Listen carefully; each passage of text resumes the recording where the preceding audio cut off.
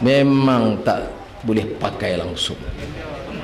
Sebab itu dia boleh puji Mustafa Kamal Atatürk, musuh Islam yang paling utama, dan ini guru pada Dr. Mahathir. Sekarang baru dia begahkan. Sebab itu UMNO ni kacau bilau haru biru, sebab ketua dia Mahathir, ketua Mahathir Mustafa Kamal Atatürk yang menjahannamkan Islam di dunia Islam. Tahu Mustafa Kamal Atatürk itu siapa? Saya nak minta pemimpin-pemimpin UMNO, ustaz-ustaz ni tolong terang, termasuk kawan saya, kawan dia Makno.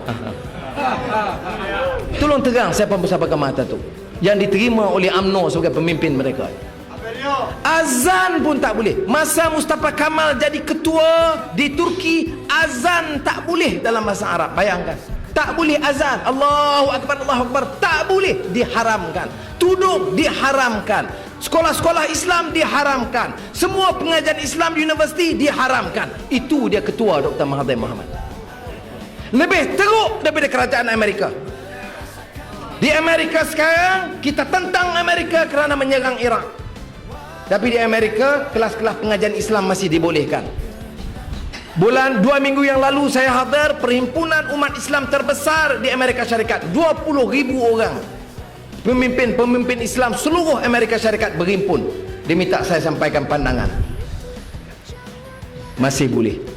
Dulu dia undang Mahathir, bila Mahathir pecat saya dan masukkan saya dalam penjara, dia tarik balik jemputan, kata-kata Mahathir tak layak. Memang betul tak layak, kerana ketua dia Mustafa Kamal Atatürk.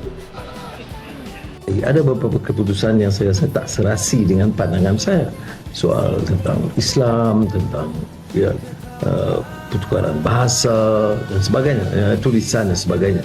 Ya, tapi itu tidak boleh memadamkan sumbangan dan peranan dan sikap rakyat Turki tentang seorang tokoh besar yang berjaya membebaskan negara mereka daripada percobaan meleburkan dan menjadikannya sebahagian daripada wilayah di bawah penjajah Eropah.